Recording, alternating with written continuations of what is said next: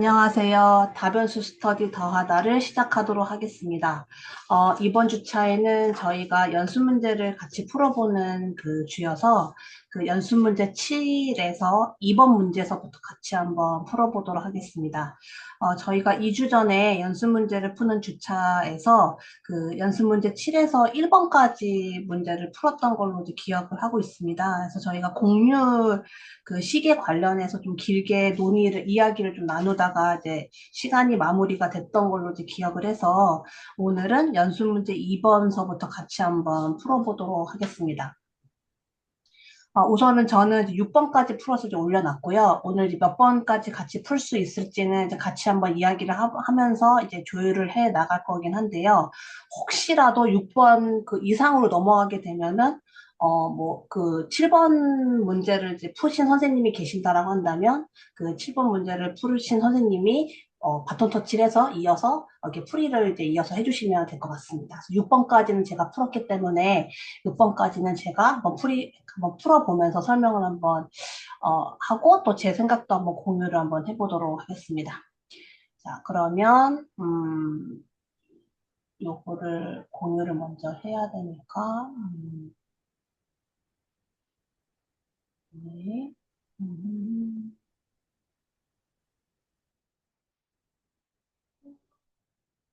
네. 이번 문제는 그 단위 접선 벡터와 그 단위 법선 벡터를 구하는 문제가 되겠습니다. 그래서 그 교수님께서 그 연습 문제 7에서 그 개념 정리, 용어 정리에서 그 단위 접선 벡터와 단위 법선 벡터를 이제 어떻게 구하는지 그 그 공식을 이제 정리를 해주셔서 그거를 이용해서 이번 문제의 그 소문제로, 부분 문제로 2-1, 2-2 문제를 이렇게 순차적으로 이제 풀어낼 수 있는 그런 문제였던 것 같습니다. 그래서 문제를 한번 풀어본다라고 하면 지금 다음과 같이 벡터 함수가 이렇게 지금 주어져 있는 상태에서 첫 번째로 2-1번에서 단위 접선 벡터를 이제 구해야 되는데 단위 접선 벡터를 구하려면 우리가 필요한 정보가 두 가지가 있는데 하나는 벡터 함수의 도함수, 그러니까 접선 벡터에 대한 정보가 필요하고, 그다음에 적선 벡터의 그 크기, 두 가지 정보를 우리가 이용을 해서 이 단위 접선 벡터를 이제 구할 수가 있는 그런 문제였던 것 같습니다. 그래서 이 1번 문제를 풀기 위해서 먼저 그 단위 접선 벡터를 구하는 그 식을 먼저 한번 적어본다라고 한다면, 이렇게, 어, 벡터 함수의 도함수, 그러니까 접선 벡터의 크기로 나눠주게 되면 이것이 바로 단위 접선 벡터가 된다. 그래서 우리가 이 문제를 풀기 위해서 가장 먼저 해야 되는 것이 이 벡터 함수의 도함수인 접선 벡터를 먼저 구하면 될 것 같습니다. 그래서 접선 벡터를 구해보면 다음과 같이 구할 수가 있고 코사인 t 그다음에 어, 그다음에 접선 벡터의 크기는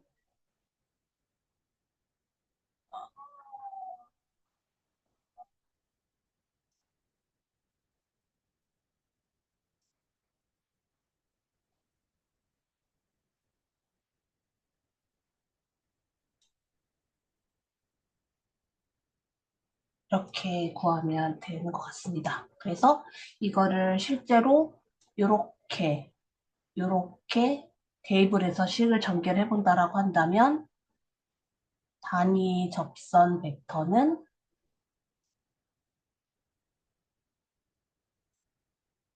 sin t, 코사인 t, 이제 여기가 이제 혹시 제가 뭘 틀리게 썼을까요?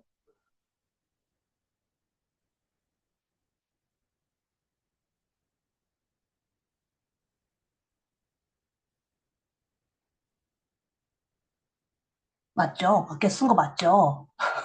네. 그러면은 여기가 1이 되는 거죠? 그쵸, 분모가 1. 네. 네, 그러면 이제 이게 이제 단위 접선 벡터가 이제 된다. 이렇게 이 문제를 풀어볼 수가 있었습니다. 그래서 이거를 한번 기하학적으로 한번 생각을 해본다라고 한다면, 그러니까 이 단위 접선 벡터라는 게 뭘까 이렇게 생각을 하면서 뭐 책을 좀 찾아보니까 제가 좀 쉽게 이해할 수 있게 설명되어진 어떤 그 그림을 이제 책을 통해서 제가 이제 보게 돼서 제가 한번 이해한 바대로 한번 그려본다라고 한다면, 어, 혹시 제가 말 틀렸으면 나중에 저기 끝나고 나서 잘못되었다라고 좀 보충 설명을 해주시면 될 것 같습니다. 그래서 만약에 뭐 이러한 형태로 뭐 이러한 형태로 어떠한 곡선 C가 있다라고 했었을 때 단위 접선 벡터라는 것은 결국에는 이 곡선 C 상에서 같은 간격으로 떨어져 있는 점에서의 접선 벡터를 의미하는 게 단위 접선 벡터다. 그렇게 이제 이해를 했습니다. 그래서 이거를 한번 그려본다라고 한다면 가령 이렇게 이렇게 이렇게 이런 식으로 그래서 이 접선 벡터가 이 곡선 C 산상에 이렇게 접선 벡터가 주어지는데 이때 이 접선 벡터들이 같은 간격으로 떨어져 있는 것 이런 게 이제 단위 접선 벡터를 의미하고 있는 것이다 라고 이제 그렇게 이해를 하고 만약에 이거를 기하학적으로 한번 설명해 본다라고 한다면 이런 식으로 설명을 할 수가 있겠구나 라고 이제 저는 나름 그렇게 이해를 이제 했습니다. 그래서 이런 식으로 해서 저는 2-1번 문제를 이제 해결을 했고요. 그 다음에 2-2번 문제는 이제 단위 법선 벡터를 이제 구하는 문제가 되겠는데, 단위 법선 벡터를 구하기 위해서 필요한 정보는 두 가지. 그 단위 접선 벡터의 도함수와 그 다음에 단위 접선 벡터의 도함수의 크기, 그 두 가지 정보를 가지게 되면 우리는 단위 법선 벡터를 구할 수가 있다. 그래서 단위 법선 벡터를 구해본다라고 한다면 단위 법선 벡터는 다음과 같이 이렇게 식을 이용해서 우리가 구할 수가 있고 이걸 풀기 위해서 필요한 정보는 앞서 우리가 도출했었던 단위 접선 벡터의 도함수를 먼저 도출을 하고 코사인 t 그다음에 사인 t 이렇게 그 다음에 이 단위 접선 벡터의 도함수의 이제 크기를 구하면 되는 거니까 크기는 앞에서 했던 거와 동일하게 하고 플러스 이렇게 구하면 될 것 같습니다. 그래서 이렇게 슉슉 대입해서 써본다라고 한다면 우리가 단위 법선 벡터라는 것은 다음과 같이 도출할 수가 있더라.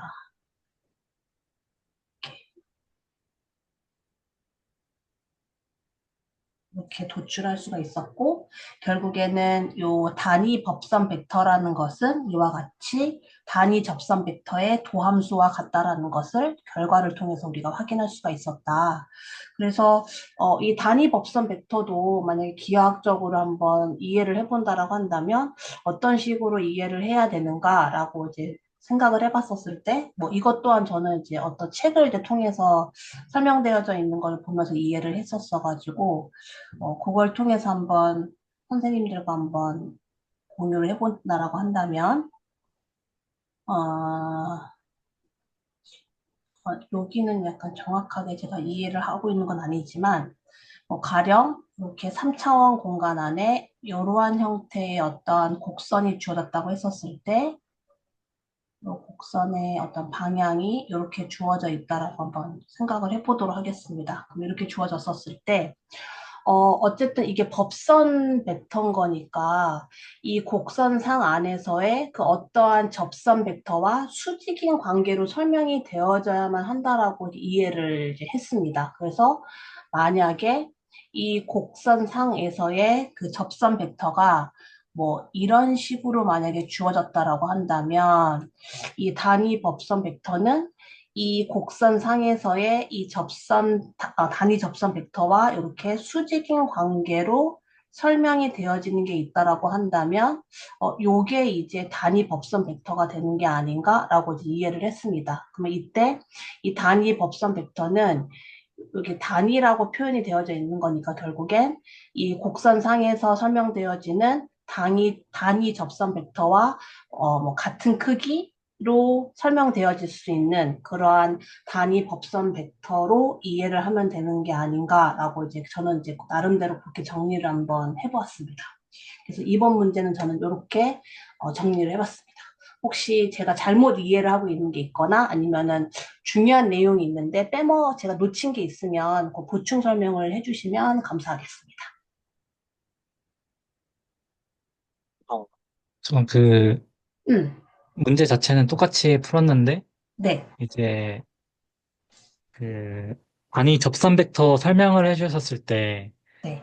균일한 간격으로 떨어져 있다는 그게, 어, 저는 그런 식으로 생각을 안 해봤는데, 그럼, 아, 네, 균일하게 떨어져 있다는 거는 그러면은 무언가랑 다른 무언가가 있어서 그게 그 사이가 균일하다는 뜻인 건가요? 그래서 만약 음, 그렇다면은 그 두 네. 대상이 뭔지 말씀해 주시면은 그게 어떤 의미인지 알 수 있을 것 같아서. 아, 아, 그러면 예를 들어서 어, 이 벡터와 얘와 얘가 떨어져 있다라고 표현을 하면 안 되는 거였을까요? 그러니까, 이 벡터와 이 벡터가, 어, 배열되어지는 간격? 그렇게 설명하면 될까요? 음, 배열되어지는, 그러니까 길이가 1이니까 약간 예, 그게 예. 뭔가 다 그런 점이 있어서 길이가 1인 거에 있어서 네. 균일하다, 약간 그런 아, 느낌이 있긴 한 것 같긴 아, 해요. 그러면 이렇게 이해를 해야 된다는 말씀이신 거죠? 그러니까, 이게 단위라는 거는 결국에는 그 크기가 1인 거니까 이 곡선 C를 따라서 이렇게 어떤 접선 벡터가 그려진다고 했었을 때 이 모든 접선 벡터들의 크기는 1이다. 이렇게 이해를 하면 된다는 말씀이신 거죠? 다시 한 번만 말씀해 주시면. 네, 다시 한번 해보겠습니다. 어, 이 곡선 C를 따라서 이렇게 접선 벡터들이 이렇게 주어진다고 했었을 때 단위 접선 벡터라는 것은 이 접선 벡터들의 크기가 다 1이다. 1의 크기를 가지고 있다. 그러면 네. 그것이 단위 접선 벡터다.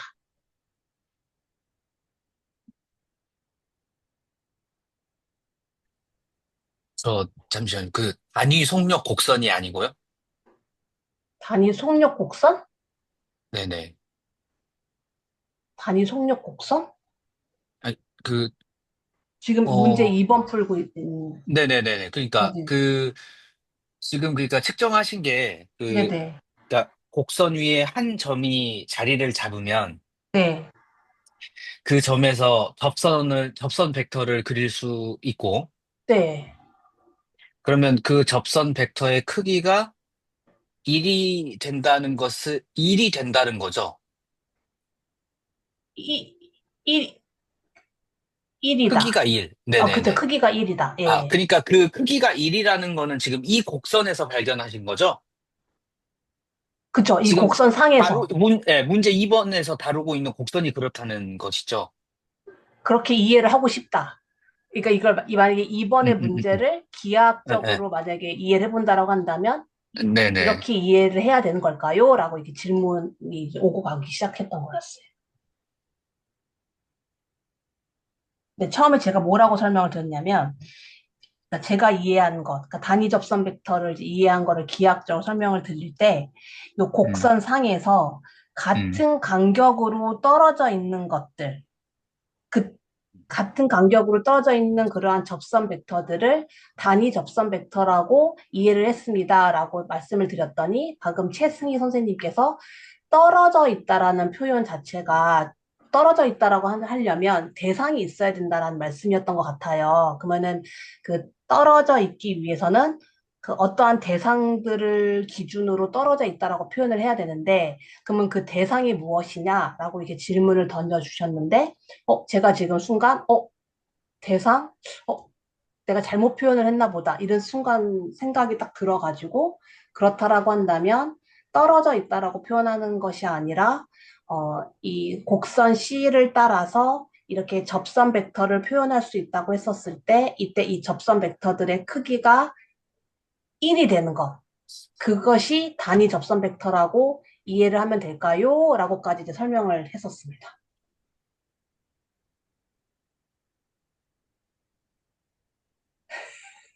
아니, 아니, 저도 지금 이야기 들으면서 너무 지금 헷갈려가지고, 저도 지금, 아, 그러니까, 그러니까 접선 벡터를 지금 찾았는데, 네. 그러니까 지금 이야기하고, 그러니까 제가 이해한 게 맞는지 한 번만 들어봐 주세요. 예, 그러니까 지금 예. 설명하고 싶으신 게, 네. 단위 접선 벡터라는 걸 설명하고 싶어요. 예, 맞습니다. 네네. 그래서 보니까, 이렇게 곡선이 이렇게 있을 때, 점을 정해놓고, 이 음, 점에서 접선을 그렸을 때, 음. 그 접선의 크기를 1로 스케일을 하면, 그게 단위 접선 벡터다. 지금 요 말을 하고 싶으신 건가요? 예, 맞아요. 그러니까 저 지금 제대로 이해한 거죠, 지금. 그러니까 네, 선생님, 맞아요. 예, 예, 예. 그 말. 오케이. 알겠습니다. 방금 그 말씀해 주신 게 최승희 선생님께서 약간 저의 모호했던 설명을 좀 이렇게 구체화할 수 음, 있도록 음, 이렇게 보충해서 음. 설명을 해 주신 거였어요. 방금 그 네. 말이. 예, 예, 알겠습니다. 예. 맞죠, 선생님? 최승희 선생님. 저 잘 이해했죠? 저도 이게 보면서 자꾸 헷갈려가지고, 예. 예, 맞는 것 같습니다. 네, 제가 아마 그 표현을 모호하게 해서 그렇게 약간 그 부분을 좀 잡아주신 것 같아요. 간격으로 떨어져 있다라고 표현을 하니까 뭔가, 예, 맞는 것 같습니다. 그런 표현을 쓰려면 대상이 구체적으로 있어야 되는 건데, 예, 약간 좀 모호한 설명이지 않았나, 그렇게 생각이 됩니다. 예, 그리고 또 혹시 또 함께 나누고 싶은 이야기 있으시면, 약간 단위 법선 벡터 말씀해 주셨을 때, 네, 그 단위 접선 벡터와 이제 수직이 되어야 하잖아요. 네네, 근데 이제 3차원상에서는 그 이 단위 접선 벡터가 지금 이렇게 있고, 응, 근데 이제 이거의 수직인 게 한 개가 아니잖아요. 되게 무한하게 아, 있잖아요. 아, 요게 이제 이 무한한 방향 중에서 그 어떤 방향이 될 것인가. 음, 그걸 또 고민해야 될 좀 포인트인데, 어, 음, 근데 이제 이렇게 어, 써져 있는 것처럼 이게 T 프라임 방향이 이제 접선 방향인데, 아니죠. T 방향, T 방향이 접선 방향인데, 음, 이걸 한 번 더 미분을 해서 나온 게 이제 N 방향, 음, 음, 이렇게 이해를 하면 될까요? 아니면, 음. 그렇게 이해를 하면 되냐고 저한테 질문해 주신 거죠? 아니, 저 헷갈려가지고, 그러니까 사실은 저도 이게 약간 조금 궁금하긴 했었거든요. 이게 접선 벡터의 도함수라는 거는 과연 어떻게 이해를 해야 될까? 어, 그거에 저도 사실 좀 명확하게 머리로 딱 정리가 되지 않았던 부분이긴 했습니다. 그래서 그냥이 아니지만, 근데 어쨌든 이 법선이란 단어가 딱 들어가 있으니까, 아까 최승희 선생님 말씀해 주신 것처럼, 이 접선 벡터와 수직인 관계로 설명되어지는 건 사실 무수히 많겠지만, 지금 너무 단순하게 생각을 했던 것 같기는 한데, 그냥 이렇게 하나만 이렇게 우선 제가 그냥 그래프를 이렇게 그려놓은 상태이기는 하거든요. 근데 이 방향이 이 t 프라임 t로 설명이 되어지고 있는 건지는 저도 잘 모르겠습니다. 거기까지는. 음,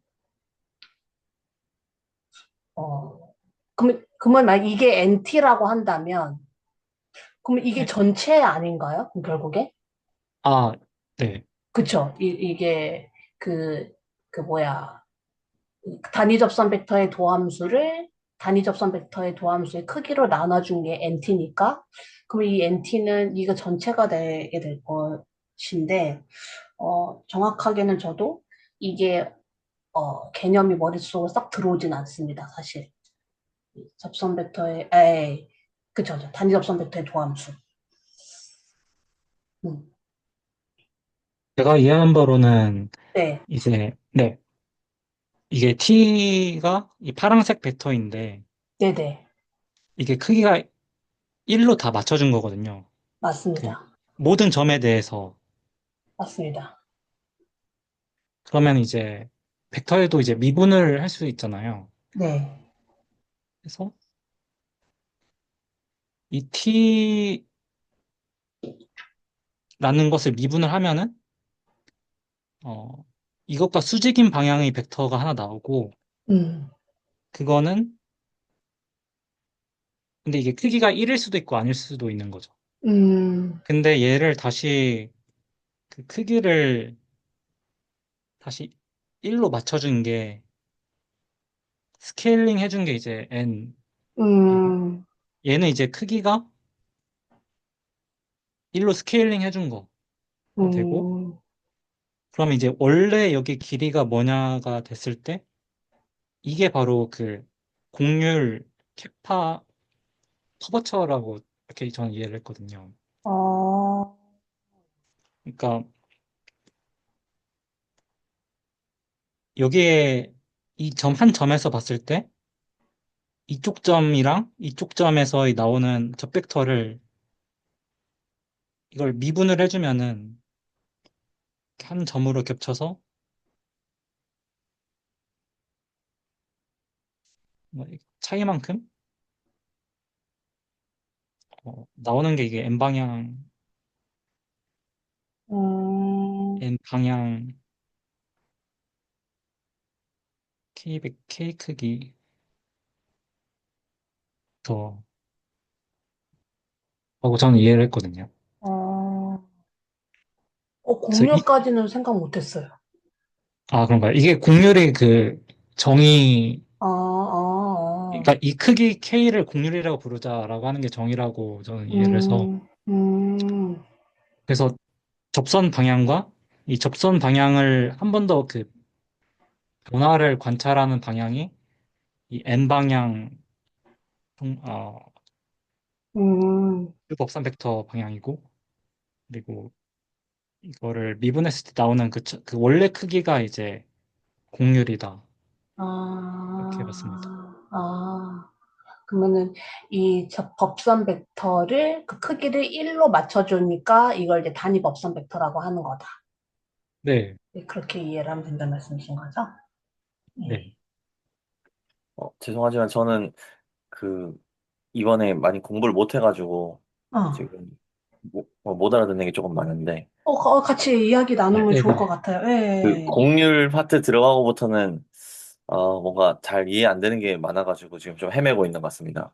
음, 근데 여기 방금 최승희 선생님께서 요 그 미분하는 거, 저 아주 가깝게 있는 두 단위 벡터를 어, 보여주셔가지고, 저게 저 두 벡터가 아주 가까워지면, 저게 이제 n 방향이 되겠다. 그냥 생각은 그냥 직관적으로는 이제 조금 드는 것 같은데, 음.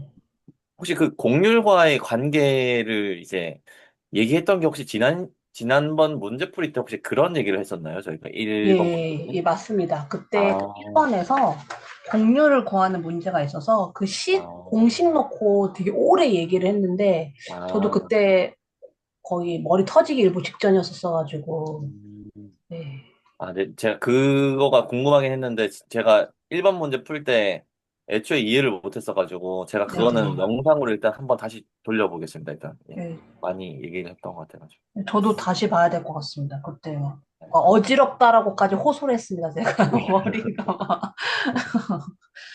아무튼 그래서 이거는 저도 이제 공유라고 연결시켜서까지 생각하는 거는 전혀 접근하지 못했던 부분이어가지고 그거는 저도 생각을 좀 해보고 그래도 이해를 안 되면 다시 질문을 한번 하긴 해야 될 것 같습니다. 이게 왜 공유라고 연결이 되는지 그거는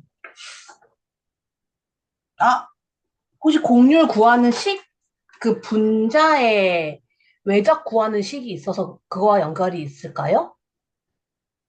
그건 상관이 없는 건가? 아, 외적이에요. 네, 외적 구하는 식이 지금 분자에 있어서 혹시 그런 것과도 연결이 되는 건지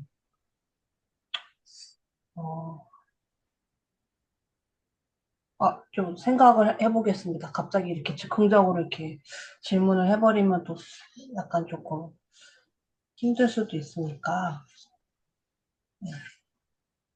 그러면은 저도 생각해보고자 하는 게 음, 단위법선 벡터를 설명을 하면서 이게 이제 최승희 선생님께서 공률의 개념과 연결을 시켜서 설명을 해주셨는데 왜 그런가? 요거는 저도 공부를 좀 더 하고 고민을 하고 그 다음에 그래도 모르겠으면 다시 한번 질문을 디스코드에 한번 올려보도록 하겠습니다. 그럼 그때 답변 달아주실 수 있으시면 답변 달아주시면 될 것 같아요. 혹시 또 함께 나누고자 하는 얘기 있으실까요? 2번 문제?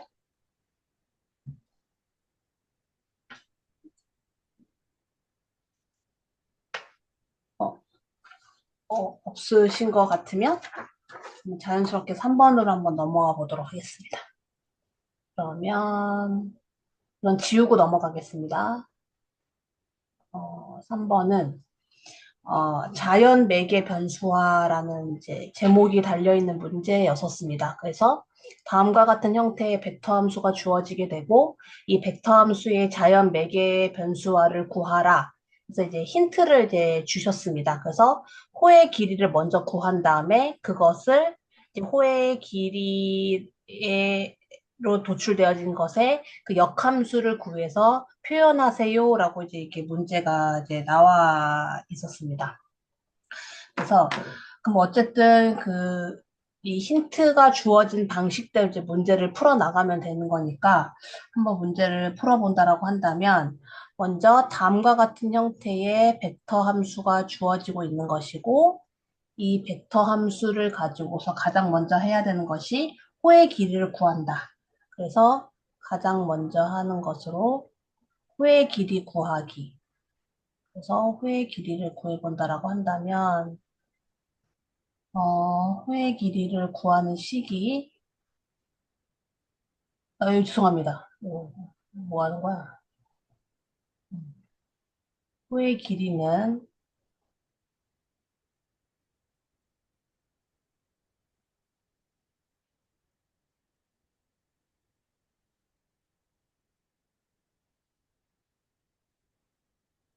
그래서,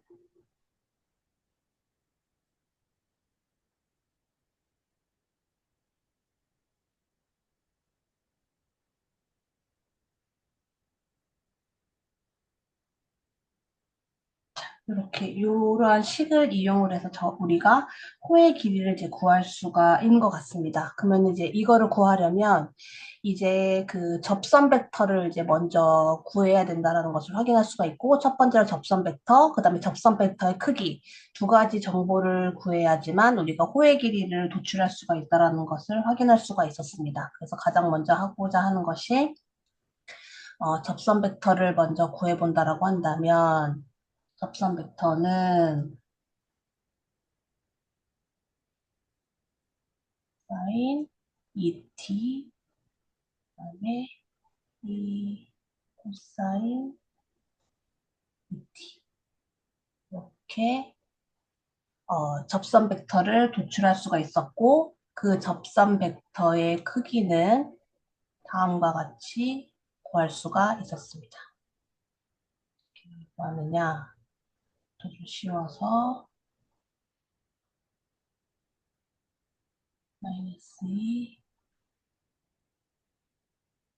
2의 제곱 플러스 2 코사인 D의 제곱 그래서 계산을 하게 되면 2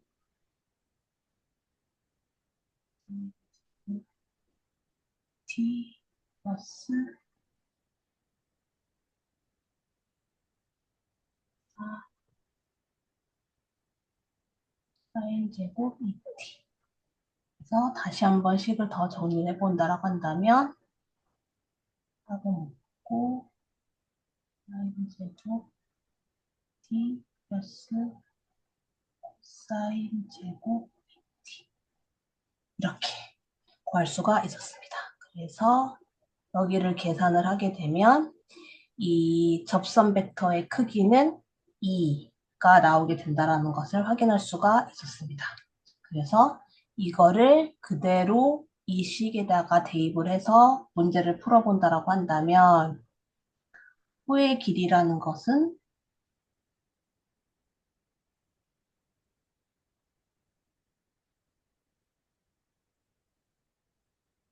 2t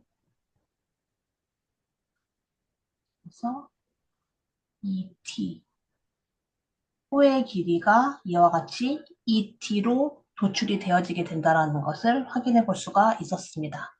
그러면 호의 길이가 이렇게 2t로 우리가 도출을 했는데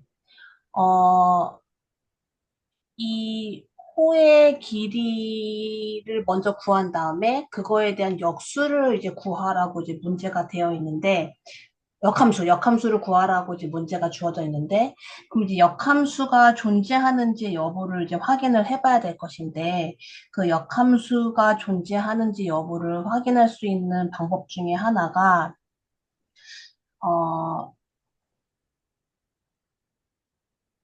앞서 우리가 도출했던 요 호의 길이를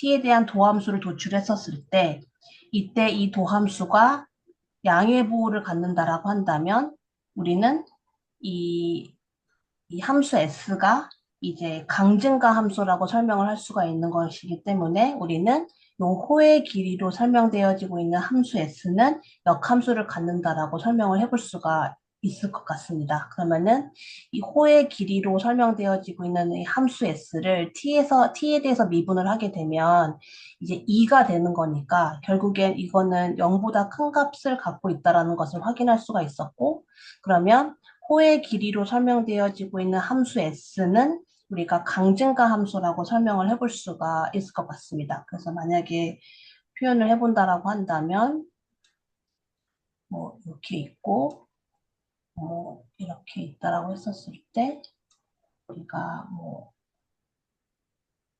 이렇게 했을 때 이러한 형태로 이렇게 강증가하는 형태로 그래프를 그려볼 수가 있을 것이기 때문에 우리는 함수 s가 역함수를 갖는다는 것을 확인할 수가 있었고 따라서 우리는 이 함수 s, 호의 길이로 설명되어지고 있는 이 함수 s에 대한 이 역함수를 구해본다라고 한다면 우리는 다음과 같이 이와 같은 형태의 역함수를 도출할 수가 있게 된다는 것을 확인해 볼 수가 있었습니다. 그러면 이 역함수를 이제 어디다 대입을 하면 되는 거냐면 앞서 우리가 살펴봤었던 이 벡터 함수 자리에 대입을 하게 되면 우리는 다음과 같이 호의 길이로 매개 변수화한 이러한 자연 매개 변수화를 구할 수가 있게 된다. 이렇게 문제를 풀어볼 수가 있었습니다. S, 사인 이렇게 문제를 이제 풀어봤습니다. 그래서 저는 이제 여기까지 이렇게 문제를 이제 풀어 봤었고요. 그 나중에 뒤에 가서 그 6번 문제 같은 경우도 로그 함수의 공유를 구하면서 매개 변수화를 시켜서 문제를 풀으라고 이제 힌트를 주신 문제가 있었습니다. 그러다 보니 이 매개 변수화 하는 방식이 그냥 우리가 여태까지 문제를 풀면서 해왔던 이런 매개 변수화를 시켜서 푸는 문제가 있었고, 이렇게 앞에 자연자라는 단어가 붙어서 자연 매개 변수화 하는 방식이 두 가지가 있나 보다라고 이제 이해를 하면서 그렇다라고 한다면 이런 자연 매개 변수화와 그냥 매개 변수화 하는 게 과연 어떠한 차이가 있을까? 그러니까 개념적으로는 차이가 있는 건 이제 이해를 했는데, 이게 뭐 나중에 뭐 문제를 풀다 보면은 뭐 어떨 때는 자연 매개 변수화를 이용해서 저희가 이제 공유를 구해야 되는 뭐 그런 문제들이 있으니까 이게 연습을 하는 거겠지라고 그냥 막연하게만 이제 생각을 하고 있긴 했는데, 이런 자연 매개 변수화와 그냥 우리가 알고 있는 매개 변수화가 뭐 어떤 차이가 있을까? 약간 이런 생각을 좀 하면서 문제를 풀어봤던 것 같습니다. 여기까지 해서 저는 이렇게 문제를 이제 풀어봤는데요. 혹시 제가 잘못 풀었거나 아니면은 또 중요한 내용을 또 놓치고 또 그냥 훅 지나간 부분이 있으면은 어, 코멘트 해주시면 감사하겠습니다.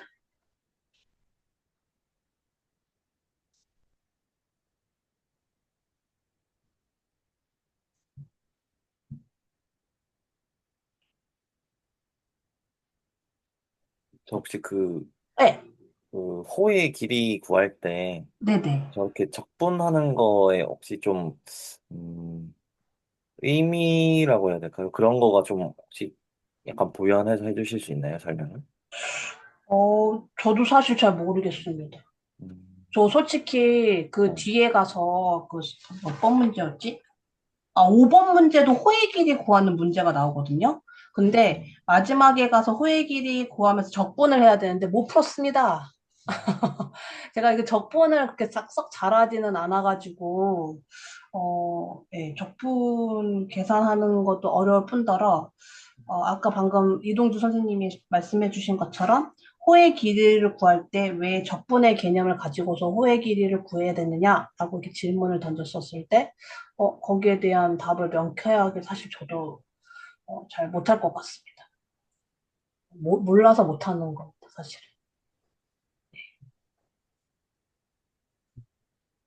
혹시 뭐 이거에 대해서 뭐 이렇게 보충 설명해 주실 분 있으실까요?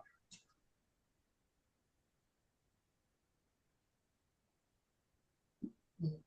우선 그 저기 그 저 뭐지 지금 이동주 선생님께서 이제 곡선의 길이를 재는 거를 이제 궁금해 하셨으니까 네, 제 생각인데 네. 그 y는 x라는 그래프를 가지고 그 곡선의 길이를 한번 재보는 건 어떤지 제안 Y, 드리는 겁니다. 네, 네. 한번 저기 다 같이 한번 네. 그러니까 지금 여기서 핵심은 왜 그 곡선이라고 하는 어떤 그래프가 주어져 있다고 하면 그 그래프의 도함수를 찾아서 그 도함수의 크기를 적분해서 음, 길이를 찾고 있잖아요. 맞아요. 네, 그런데 이 아이디어를 지금 여기서 생각하려니까 너무 힘든 것 같아서 음, 실제로 그 y는 x를 가지고 그 곡선의 길이를 재는 거를 한번 도함수를 가지고 어떻게 구하는지 뭐 보면은 괜찮지 않을까. 네. 집단 지성으로. 어, 저 이런 거 되게 약한데, Y는 X. 제가 한번 그려보겠습니다. 네네네. 저 지난번처럼 이상하게 그리는 거 아니에요? 아니 뭐 잘못 구하면 어떻습니까? 다음부터는 다들 가져와서 재면 되지. 창피하잖아요, 저. 이렇게 그리면 될까요? 네네. 일단 네. y는 x.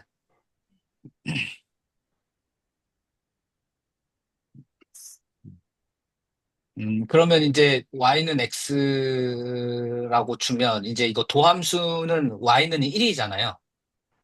네. 아, 그러면은 이제 한번 해보죠. 그러면 이제 여기 0,0은 표시가 뭐 따로 안 해도 되니까 우리 저기 어, 어디까지 재볼까? 2,2까지 한번 재볼까요? 저 실은 저도 지금 처음 생각하는 겁니다. 아, 네. 네, 저도 처음 해보는 거. 2,2 점 한번 찍으시고. 자, 그러면은 이제 이거는 이제 그래프니까 곡선의 길이라고 했으니까 곡선의 길이라고 했으니까 이거를 이제 그러면은 지금 그래프 상으로는 그 x 값이 그러니까 이거를 어떻게 해야 될까? t 어 그러니까 이거를 이제 음, 우리 저 백표식으로 표현하면 아마 t, t라고 표현이 될 거예요. 그죠? x가 t라고 하면 y도 t가 음, 되니까. 예, 네네. 예. 네. T, T가 음, 움직이는 거겠죠. 자, 그러면 이제 이제 실제로 이제 한번 여기서는 이제 이게 직관적으로도 계산이 되니까 한번 해보도록 하죠. 그러면 T 값이 0부터 2까지 변한다라고 하면 T 값이 0부터 네. 2까지 변한다라고 하면 우리가 보고 있는 저 실체적인 Y는 X라는 것의 길이가 얼마가 되는지 한번 써볼까요? 그냥 여기 안에서. 그러니까 직관적으로 파악되잖아요, 지금. t 값이 0부터 2까지 변할 때 실제 y는 x의 그래프의 길이는 2 루트 2가 되죠. 네. 이거는 네, 선생님 그 피타고라스의 정리. 네네. 네네네. 예. 음.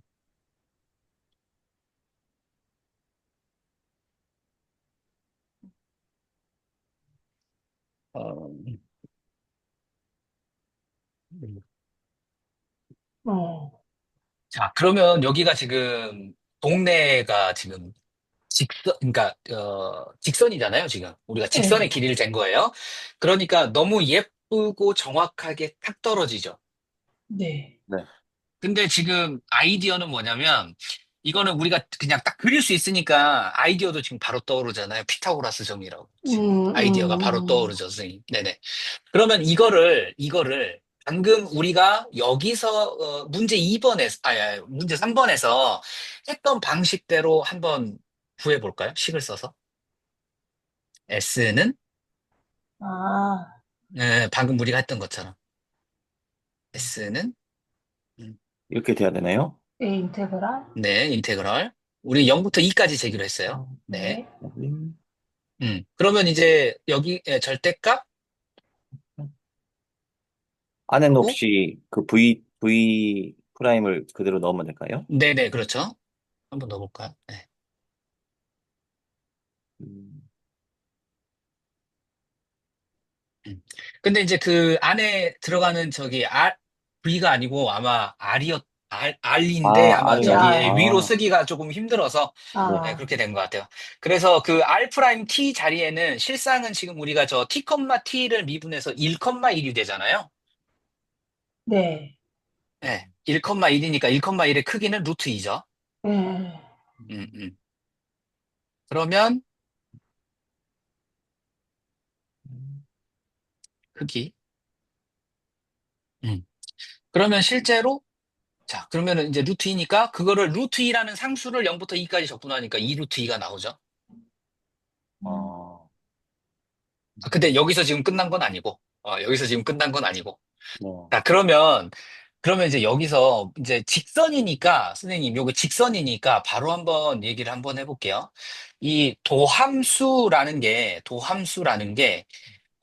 사실은 y는 x 입장에서 살펴보면 우리는 이거를 표현을 할 때 dy는 dx 이렇게 썼을 거예요. 네, 맞아요. 그쵸, 그쵸. 그쵸. y는 x라는 표현을 우리가 알고 있는 일변수 미분으로 다루면 dy는 dx 이런 표현을 썼을 거예요. 음, 그쵸. 그러면 이 말이 무슨 말처럼 들리세요? dy는 dx다. 라는 말이 들리는 직관. X의 변화량과 Y 변화량이 같다? 인가요?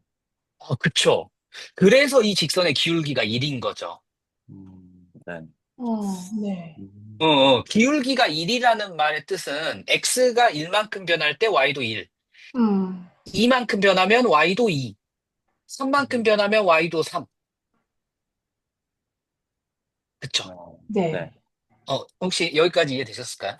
네, 네, 음, 음. 그러면 지금 한번 자세히 이제 한번 또 관찰해 보겠습니다. 그러면 이 dy, dx가 같다라고 하는 얘기는 가만히 살펴보니까 x의 변화량과 y의 변화량을 뜻하는 것인데, 특별히 여기서는 누구를 다루니까 y는 x를 다루고 있으니까 dy하고 dx가 같은 크기인 것이죠. 네, 여기서는 이제 함수 자체가 y는 x를 다루고 있는 거니까 지금. 네, 네, 그쵸? 예, 예. 예. 그래서 지금 저 위에 보시면 t, t라고 우리가 아까 매개 변수로 이렇게 우리가 지금 계속 다루는 형태로 y는 x를 바꿨잖아요. t라는 네, 변수를 이용해서 x도 t에 관한 함수로 바꾸고 y도 t에 관한 함수로 바꾸어 놓았잖아요. 그래서 네, 미분했더니 뭐가 나왔죠? 미분했더니 벡터 함수를 미분했더니 1,1이 곱셈, 나왔죠. 네. 네. 그 1,1은 무슨 뜻일 것 같으세요? 뭐, 질문이 어떤 거셨죠? 자, 무슨 다시 표시? 한번 질문해 볼게요. 지금 t, t라고 매개 변수를 사용해서 y는 x를 다르게 바라봤죠, 지금. 네, 맞습니다. 그쵸? 네. 그런데 이 일변수 함수 입장에서 아까 y는 x라는 걸 미분했더니 dy, dx가 나왔고, 음, 네, 우리는 dy가 dx랑 같다라고 하는 이 사실은 뭘로부터 나온 거냐면 y는 x라고 하는 기울기가 1이라는 뜻에서 dy는 dx가 나온 거예요. 둘이 같다라는 사실을 얻어낸 거죠. y는 네, x여서. 그러니까 음, 다시 말하면 직선의 기울기가 현재 1이어서. 네, 음, 그래서 우리는 y의 변화량과 x의 변화량이 같다라고 지금 파악하고 있어요. 이 직선은 x의 변화량과 y의 변화량이 같다.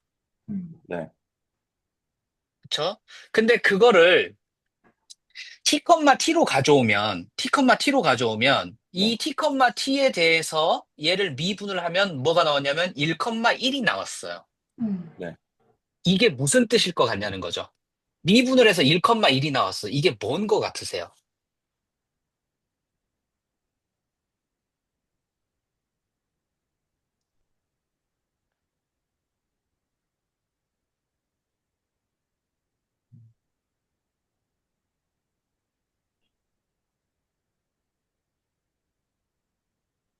기울기?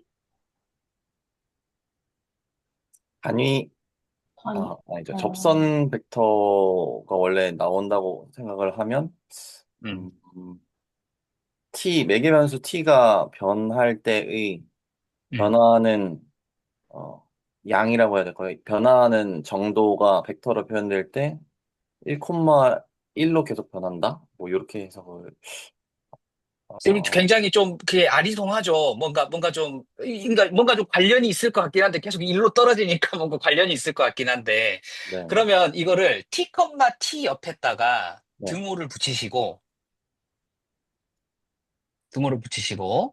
우리는 x를 t에 관한 함수로 표현했으니까 앞자리를 xt라고 한번 써볼까요? xt? 음, xt? 그 t는 이제 괄호를 치시고 그렇죠, 그렇죠. 그다음에 컴마 yt. 그래서 이제 크게 이제 괄호를 이렇게 치면 이 표현은 지금 무슨 표현인지 아시죠? 이 표현은 지금 혹시 이 표현 혹시 이해되실까요? 음, xt? 그러니까 x라는 문자를 t에 네, 관한 함수로 나타낼 건데 네네. 그 xt는 t라는 뜻이에요. 아, 네네네. 왜냐하면 y는 x라는 직선을 네네. x 값에 t를 집어넣으면 y도 t가 나오잖아요. 네네. 그러니까 t에 관한 문자로 표현했다라는 그런 그냥 표기예요. 표기. 네, 음, 이해했습니다. 어, 그러면은 지금 이거를 미분했다는 얘기는 xt라는 함수를 미분했다라는 뜻이잖아요. 네, 음, 그래서 얼마가 나왔죠? 1,1이 나왔죠. 미분을 해서 1,1이 나왔죠. 네, 음, 그러니까 그러니까 xt는 누구랑 같으니까 t랑 같고 yt도 누구랑 같으니까 t랑 같으니까 네. dx는 dt랑 또 같죠. dx는 dt랑.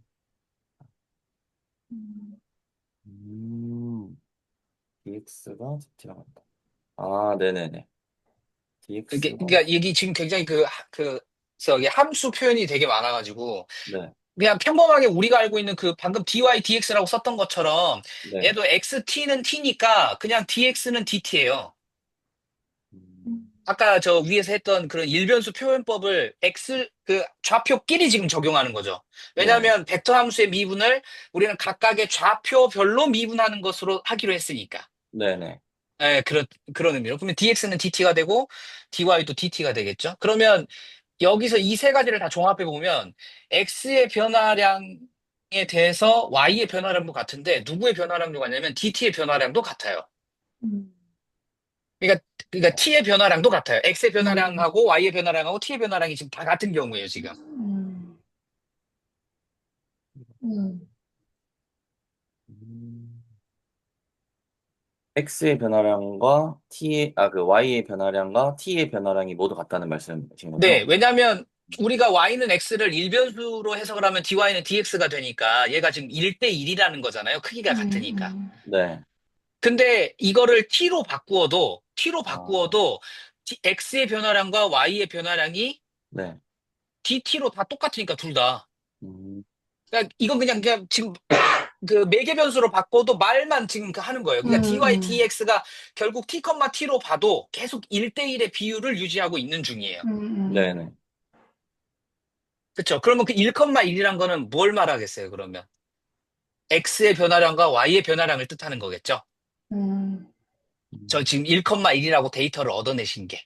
네. 네네. 실제로 그래서 1분의 1을 해도 1이잖아요. 이거는 우리 아마 옛날 첫 시간에 왜 저기 기울기 벡터라는 말을 쓰지라면서 그때 막 오갔던 얘기가 변수가 저렇게 두 개면 나눗셈이 되는데 세 개부터는 나눗셈이 안 된다 뭐 이런 얘기를 잠깐 했던 적이 아, 있어요. 네네네. 그쵸? 그러니까 지금 사실은 그래서 지금 그 비율을 지금 이제 간단하게 한번 그 현상을 보려고 지금 얘를 가져온 거예요. 여기까지 이해되셨을까요? 네네. 음.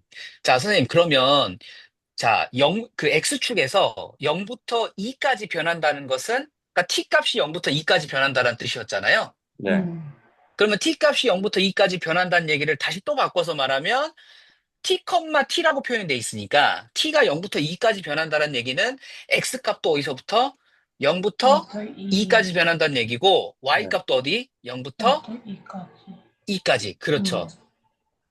그러면 여기에서 저 2 루트 2라는 거는 식이 그러면 어떻게 되냐면 이렇게 되는 거예요. dx의 제곱 더하기 dy의 제곱. 그 제곱을 쓸 때 이게 조금 그 표현이 좀 이상하긴 합니다. 이게 뒤에 가서 좀 헷갈릴 수 있으니까 dx에다 괄호를 치고 위에다가 제곱을 아, 한번 해주세요. 이거 제가 왜 그러냐면 이거 이계도함수 뒤에 가면은 좀 표현법이 희한해가지고 거기다가 루트를 한번 씌워보세요. 전체에다 루트. 예. 그러면 이게 정확 곡선의 길이 아닌가요? 음.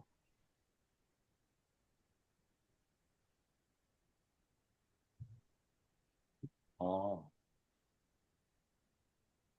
음. 이거를 그러면 선생님 한번 생각을 해보죠. 그러면 이 직선이 아니라 곡선으로 바뀌었을 땐 어떨까라는 생각을 한번 상상을 한번 해보죠. 그냥 여기서 정확하게 계산하지 말고 그냥 상상만. 네. 상상만 한번 해보죠. 그냥 그 약간 위로 볼록한 곡선 한번 이렇게 쭉 한번 저 오른쪽 빈 공간에 한번 그려보실래요? 잠시만요. 아, 근데, 야, 이거.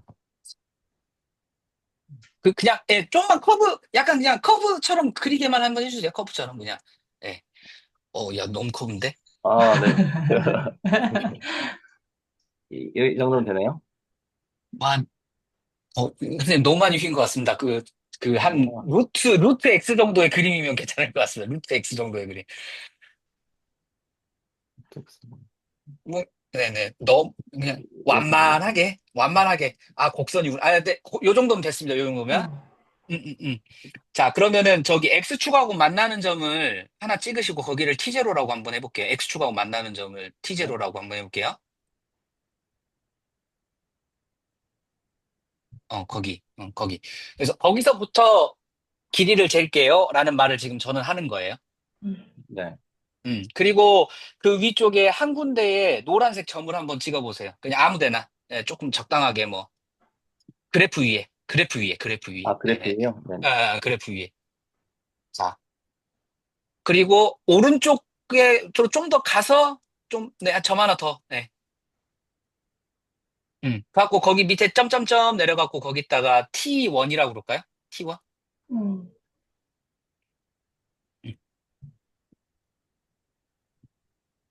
네. 자, 그러면 이제, 이 곡선의 길이를 재고 싶어. 음, 목적은. 네.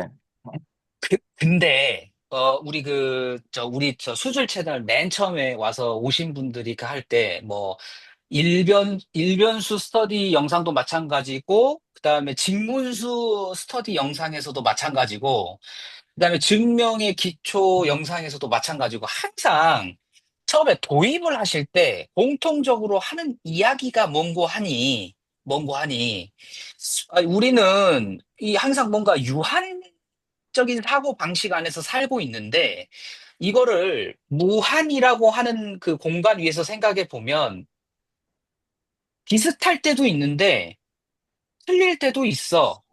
음, 그래서 유한과 무한은 조금 좀 이렇게 그 뭐라 그럴까 조심해서 다뤄야 된다라는 이야기를 하면서 네. 직관을 넘어서는 이제 그런 문제들이 발생할 수 있다라는 얘기를 항상 하거든요. 음, 자, 네. 그런데 자, 한번 생각해 보세요. 우리는 피타고라스 시절부터 길이를 잴 수 있는 방법이 뭐 여러 가지 뭐 방법이 있겠죠. 뭐 자를 만들어 가지고 자를 가져와서 예를 들어서 뭐 음, 라이터 길이 정도 되는 거를 하나라고 하자. 1이라고 합시다. 그래갖고 요거 라이터를 이렇게 음, 붙여가면서 이렇게 길이를 재는 방법도 있고 네. 그 여러 가지 방법이 있겠죠. 음, 근데 이제 이거를 잘 한번 생각을 해보시면 이 이 자를 가져오는 행위도 사실상 피타고라스 정리예요. 음, 왜냐하면 자라는 게 본질이 직선이기 때문이죠. 음, 음, 네네. 그렇죠. 사실은 이제 그렇게 생각을 해보면.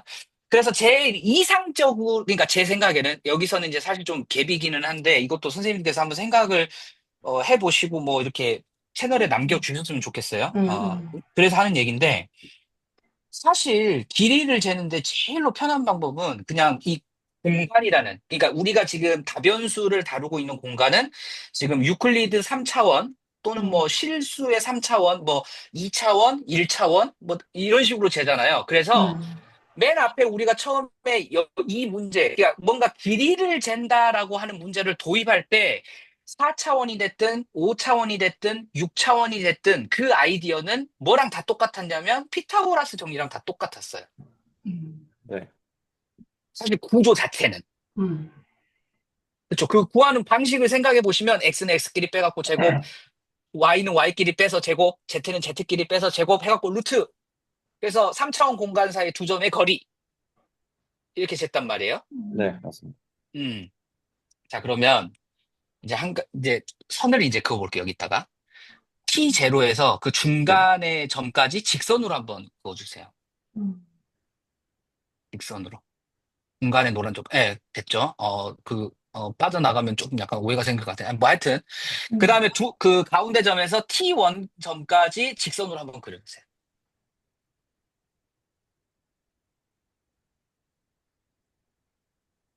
음, 네. 음. 이거를 보면은 인간의 귀차니즘이 많이 느껴지지 않으십니까? 우리가 보통 뭔가 길이를 잴 때 눈대중으로 재거나 또는 우리 옷 사러 가시면 혹시 선생님들도 그 바지 내 사이즈가 얼마인지 모를 때 바지 이렇게 목에다가 둘러가지고, 대충 맞겠다. 그러면서 음. 그렇게 하지 않으세요, 혹시? 혹시 그렇게 안 하세요? 나만 그렇게 하나? 뭐 하여튼 매우 비과학적이긴 한데, 그러면 선생님이 하나 여기서 질문 한번 드려볼게요. 지금 저기에 직선이 몇 개 그려져 있죠? 두 개가 그려져 있죠? 네. 네. 그러면 선생님, 저 직선의 두 개의 길이의 합이 네. T1부터 T1까지의 길이라고 봐도 괜찮을까요? 얼추 비슷할 것 같은데, 조금 더 쪼개면 더 낫지 않을까 생각이 듭니다. 어, 어떠신 것 같으세요? 저는 일단 호의 길이보다 음, 살짝 작지 않을까, 뭐, 작을 것 음. 같고. 근데 저 점들을 더 많이 만들면 이제 좀 음. 비슷해지지 않을까 생각이 듭니다. 혹시 이동주 선생님 말에 혹시 동의하세요? 네, 전 동의합니다. 어, 지금 그 아이디어를 한번 적용을 해보죠. 근데 그거를 적용하기 앞서서 이 두 개를 가지고 한번 해볼게요. 이 두 개를 가지고. 음. 그러면 이 직선이 지금 두 개가 있는데 이 직선의 길이 어떻게 잴 수 있나요? 요 피타고라스 하나 만들고, 여기 그리고 또, 피타고라스 하나. 네. 그렇죠? 저렇게 해서 피타고라스. 지금 직각삼각형 두 개를 그린 거 혹시 이해되세요? 네. 그런데 이 두 직선도 각각이 보시면은 x의 증가량의 제곱 더하기 y의 증가량의 제곱이고, 그 다음 그 뒤에 있는 삼각형도 x의 증가량의 제곱, 그러니까 여기서 지금 제가 증가량이라고 말하고 있지만, 실제로는 변한 거죠. 네. 네. 그쵸. 그게 무슨 말인지 이제 직관적으로 이제 파악이 되셨으니까 음, 그냥 이제 음, 얘기할게요. 그러니까 첫 번째 저기 삼각형도 x의 증가량의 제곱 더하기 y의 증가량의 제곱인 거예요. 음, 네네. 그 다음에 뒤에 것도 x의 증가량의 제곱 더하기 y의 증가량의 제곱이에요. 네. 음, 그러면 이거를 점을 하나 더 찍어서 직선을 세 개를 가져온다고 해서 그걸 구하는 개념이 달라질까요? 그거 유지될 것 같습니다. 음. 그러니까 뭐는 유지가 되는 거죠? x의 증가량의 제곱 더하기 Y Y의 증가량의 제곱. y의 증가할 제곱의 제곱. 증가량이죠. 네네.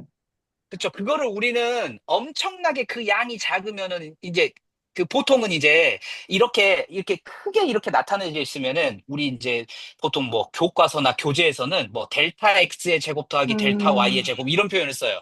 이게 음, 좀 이게 크기가 눈에 보이면 근데 이거를 어 이게 쪼개는 거죠. 그러니까 길이를 더 짧게 짧게 쪼개면 아까 이동주 선생님 아이디어처럼 점들의 개수가 늘어나니까 직선도 음, 점점 개수가 많아지면서 그 직선도 어떻게 된다? 점점 짧아지겠죠. 네. 그러면은 그 직선이 충분히 짧아지면 짧아질수록 이 홀을 점점 더 정확하게 잴 수 있는 발을 얻을 수가 음, 있다. 음, 아, 네네. 그러면은 그거를 이제 그 델타 X, 델타 Y가 작아지면 우리는 이제 그거를 이제 뭐라고 표현하냐면 방금 앞에서 했던 것처럼 DX, DY라는 표현을 쓰는 거예요. 아,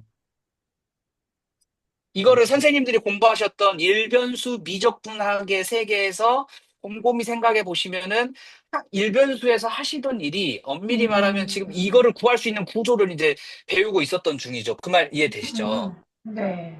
네. 어, 그러면 지금 DX, DY가 일이 뭐였냐? 그럼 다시 앞에로 돌아가면 음, y는 x라는 직선을 음, 매개화시켰을 때 그 매개화시킨 그 벡터 함수를 미분을 하면 1,1이라는 데이터를 얻으셨잖아요. 네. 이 데이터가 누굽니까? 라고 물어보면 바로 dx와 dy의 데이터입니다. 이렇게 되는 거예요. 음, dx, 그렇죠. dy를 구하신 거지. 음, 실제로는. 어, 1,1이라고 적어놓고 dx, dy를 구하신 거예요, 지금.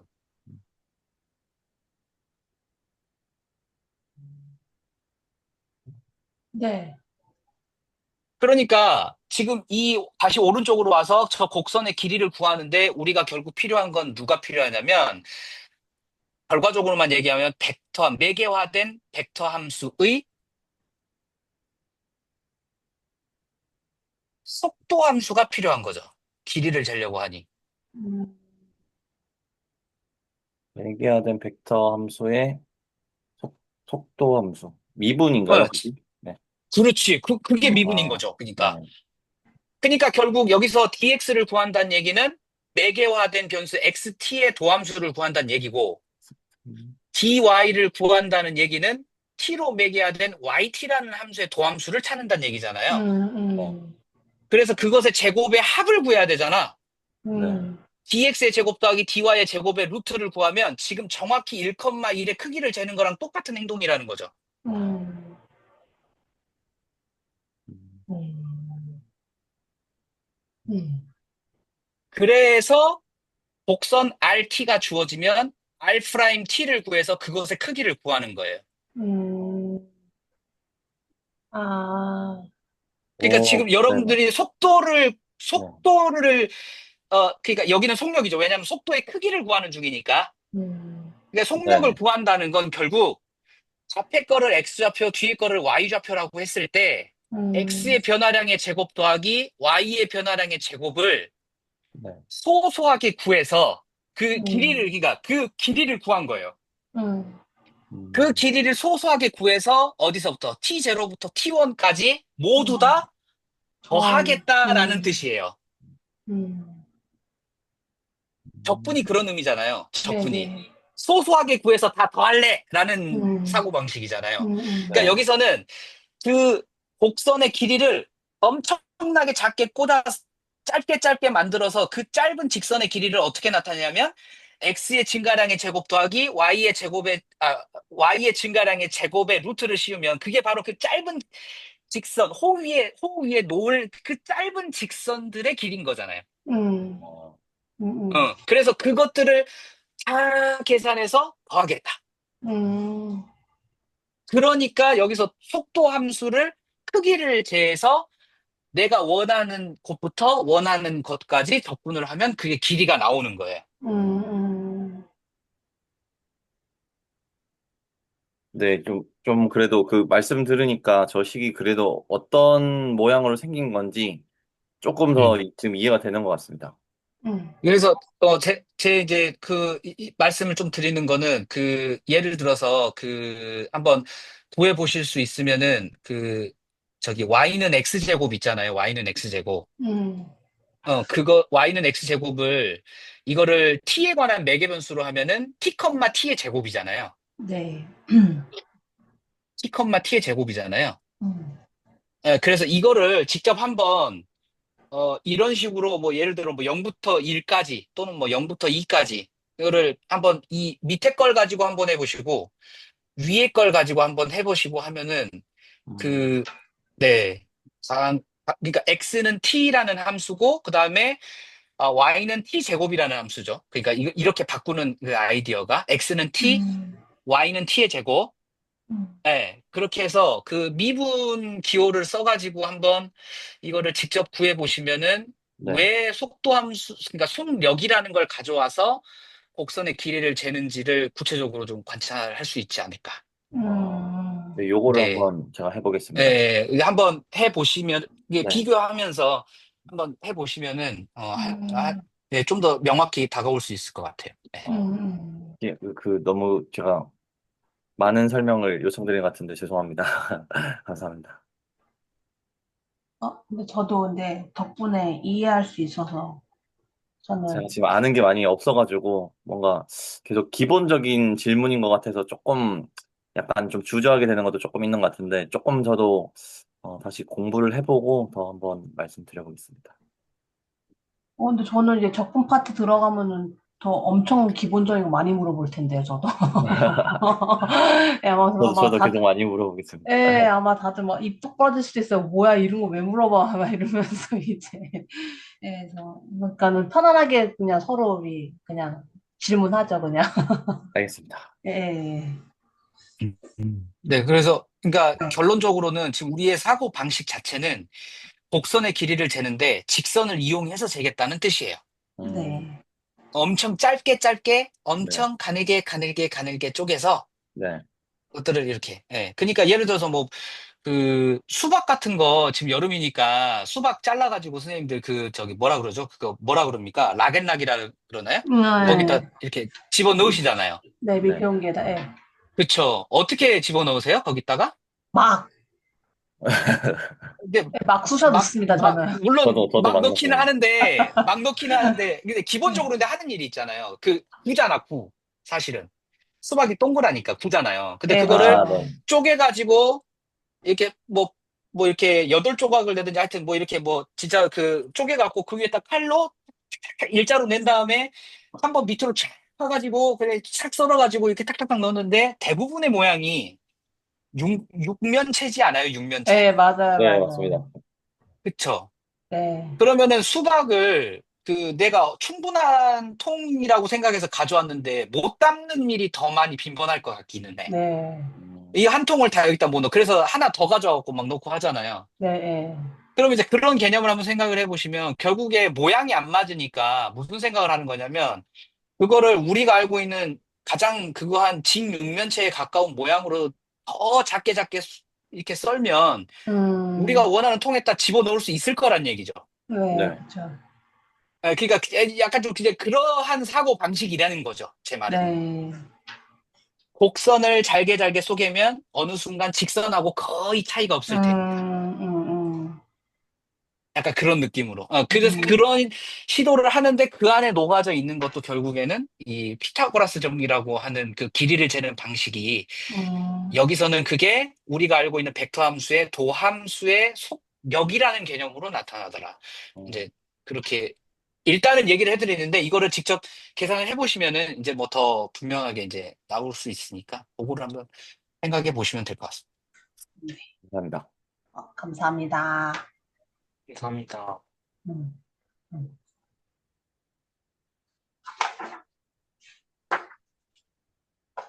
혹시 또 뭐 3번 관련해서 또 뭐 궁금한 거 있으시거나 아니면 또 나누고 싶은 이야기 있으실까요? 그러면 4번 문제로 한번 넘어가 보도록 하겠습니다. 잠깐 칠판 지우면서 실없는 농담을 하나 해본다고 한다면 아까 그 오지호 선생님께서 수박이 다 안 들어가면은 더 잘게 쪼갠다고 하셨잖아요. 저는 흔듭니다, 통을. 막 흔들면 공간이 생기잖아요. 그 공간 안에다가 또 쑤셔놓고 약간 이런 식으로 수박을 잠깐 실없는 농담을 좀 해봤습니다. 자, 그러면 다시 문제로 한번 돌아가서 4번을 한번 보면은, 여기서 이제 속도와 이제 가속도를 이제 구하는 이제 문제가 나오는 것 같습니다. 그래서, 먼저 속도 및 가속도, 속도 벡터랑 가속도 벡터를 각각 계산하시오. 이런 문제가 되는데요. 먼저 앞에서 그 교수님께서 개념 정리 그 해주신 그걸 토대로 문제를 전제 풀었습니다. 풀어서 다음과 같은 형태의 이러한 벡터 함수가 주어졌을 때 속도라는 것은 결국에는 이 벡터 함수의 도함수를 구하는 것이 속도가 된다. 그래서 속도 벡터라는 것은 결국엔 문제에서 주어져 있는 벡터 함수의 도함수를 구하는 것이기 때문에 계산을 해본다라고 한다면 3,4t 이렇게 하게 되면 속도를 이제 구할 수가 있다. 그리고 가속도라는 것은 이미 우리가 앞서 도출했었던 벡터 함수의 도함수를 한 번 더 미분을 해서 이게 도함수를 구하게 되면 그것이 바로 가속도 벡터가 된다. 그래서 가속도 벡터라는 것은 이렇게 더블 프라임으로 해서 표기해 본다라고 한다면 앞서 도출했던 벡터 함수의 도함수를 한 번 더 미분해서 도함수를 도출을 하는 거니까 0,4 이렇게 속도 벡터와 가속도 벡터를 도출할 수가 있다. 그러면 두 번째 소문제는 이랬을 때 t가 1이라는 값을 가질 때 각각의 속도 벡터와 가속도 벡터의 크기를 구해라. 이러한 문제였던 것 같습니다. 그래서 한번 구해본다라고 한다면 1이 아니지. 여기서 여기가 이제 1이 되는 거니까 계산을 해보면 여기 16 루트 25니까 5 이렇게 구할 수가 있는 것이고 그 다음에 가속도의 크기는 이렇게 해서 는 루트 16이니까 4 이렇게 해서 그 속도 벡터의 크기와 가속도의 벡터의 크기를 이렇게 다음과 같이 도출을 할 수가 있었습니다. 저는 이제 문제를 이미 앞에서 제시되어졌었던 그 공식을 이용해서 이제 문제를 이렇게 이제 풀었는데요.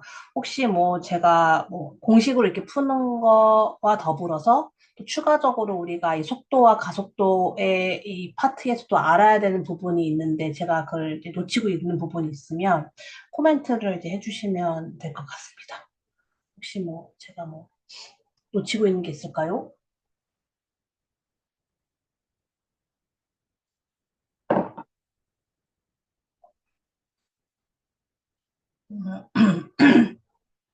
그러면은 4번 문제 혹시 뭐 추가적으로 뭐 이야기해 주실 부분 없으시면 넘어갈까요?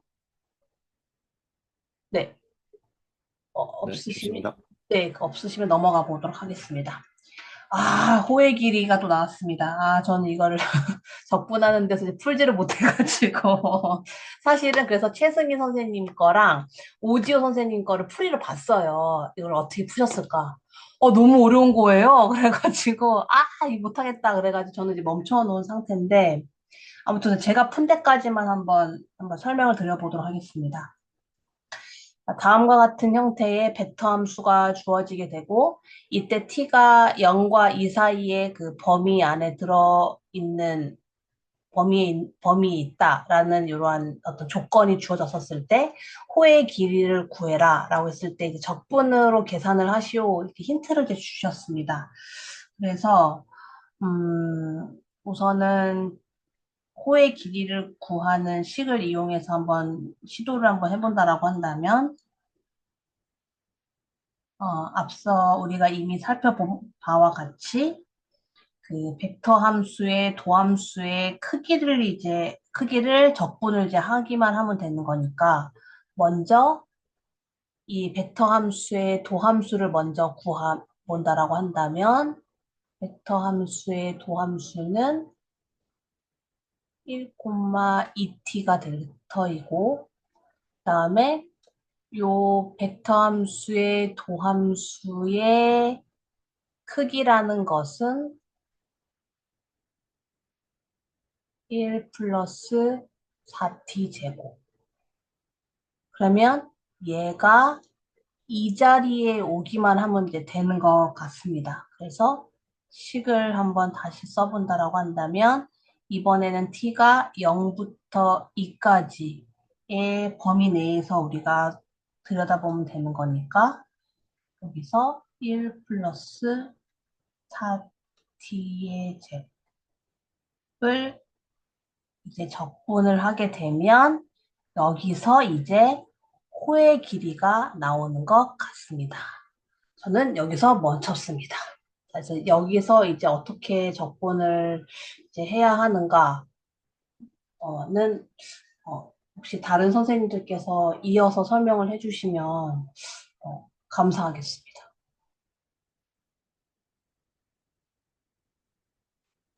저도 이거를 처음 봤을 때, 네, 이 루트를 뻗게 되는 게 제가 사실 고등학교 지식도 다 까먹긴 했지만은 못 네, 벗겨내겠더라고요. 그래서 네, 어떻게 계산하지 해서 그냥 뭐 챗GPT 같은 거 써서 계속 푸는 방법을 이제 물어보고 네, 보니까 뭐 하이퍼볼릭 사인, 코사인 이런 걸 쓰면은 된다고 하길래 네, 그거를 이제 이렇게 받아 적었죠. 써주는 대로. 네, 네. 그래서 이게 이제 t t 제곱이 이제 y는 x 제곱인데 이렇게 그냥 y는 x 제곱 함수 같은 것도 되게 간단한 함수인데 호장의 길이를 구하는 게 이렇게 어렵구나. 음, 그러면은 약간 이런 자연 매개와 같은 게 좀 뭔가 비효율적인 거 아니냐라고 제가 디스코드에다가 올렸는데, 아니, 아, 그 레코드 남았는데, 채널재기 교수님께서 말씀하시기로는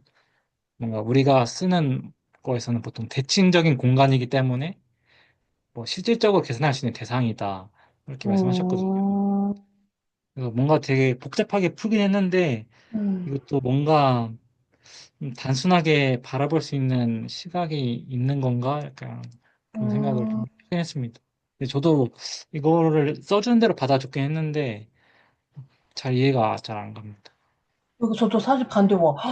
너무 어려운 거예요. 어떻게 이거, 무슨 뭐, 접근 자체를 저는 아예 못하겠었어가지고, 저도 좀 푸신 거 보고 좀 공부해서 좀 따라가려고 했었으나, 너무 어려워가지고, 저도 사실은 못 따라갔어가지고, 네. 오지호 선생님 이거 푸셨죠? 그, 이게, 그러니까, 어, 음, 저는 개인적으로 이제 네. 우리가 논하는 범주에서는 음. 저는 그렇습니다. 0부터 2까지 루트 4t의 제곱 더하기 1 dt. 여기까지만 쓸 수 있으면 일단 우리는 성공이에요. 아, 네, 저는 개인적으로 그렇게 생각합니다. 아, 네, 네, 네. 예, 네네. 그러니까 이게 네. 정확하게 답이 얼마인지를 계산하면 참 좋겠죠. 근데 어찌 네. 됐건 일단 식이 정확하니까, 네, 식이 네. 정확하니까 일단 거기까지만 해도 괜찮지 않을까. 아, 그리고 이제 그 뒤에 예. 푸는 방법은 음. 사실 여러 가지 특수한 형태. 그러니까 여기 같은 경우는 1 플러스 완전 제곱식이어서 1 아, 플러스 완전 제곱식이어서 이러한 폼은 하이퍼볼릭 사인이나 하이퍼볼릭 코사인을 가지고 문제를 푼다. 이런 게 이제 보통 이제 대학교 음, 1학년 미적분학 시간에 음, 적분 방법을 가르쳐 준다. 그래서 선생님들 혹시 가지고 계시는 뭐죠? 미적분학 되게 유명한 책 있잖아요. 두껍고 막 그런 책. 뭔 책이죠? 스튜어트 아, 미적분학, 네네네네네. 예. 거기 맨 뒷장이나 맨 앞장에 보시면은 아, 참고사항 해갖고 이런 형태는 이렇게 적분해라라고 나와 있기는 합니다. 그래요? 아, 네네네. 한번 이제 그게 보겠습니다. 이제 그렇게 찾는 거고, 그리고 이 같은 경우에는 이제 그래서 이제 쌍곡선 형태의 함수를 이제 적분을 할 때 이제 하이퍼볼릭 사인 코사인 이제 그거를 이제 보통 사용을 하고요. 음, 근데 이제 그런 부분은 이제 어떤 기술적 영역, 물론 이제 어떻게 알아내가지고 그렇게 하면 참 좋겠는데, 사실, 음, 그 얼마나 시간이 많이 음, 걸리겠습니까? 네, 음, 그렇죠. 네네. 그래서 이런 같은 경우는 방법을 알면은 이렇게 접근해서 선생님들 원하시는 값을 꺼낼 수 있다. 음, 그 정도까지만 음. 알아도 괜찮지 않을까? 네네. 일단은, 네. 어, 그래서 그러면 이거 아까 제가 한번 해보시라고 말씀드렸던 문제랑 똑같은 문제가 돼버리긴 했네요. 네, 그래서 맞아요. 머릿속에서 나온 건가 싶은데, 음, 저는 개인적으로 저 식까지만 정확하게 이렇게 서로 다른 두 가지 음, 방법으로 저 식만 얻어낼 수 있어도 저는 이제 다른 문제들이야 사실 그 다음에 계산의 영역인 거지, 이 음. 식을 이렇게 만들기까지의 과정을 이제 우리가 알고 싶은 거잖아요. 그래서 네. 네, 요 정도까지만 나와도, 네, 일단 여기까지만 하고, 그 뒤에 영역은 더 뒤에 가면 이제 수없이 많이 다룰 거니까, 그때 가서 이제, 네, 고민하시는 걸로, 네, 예. 그렇게 했으면 좋겠습니다. 네.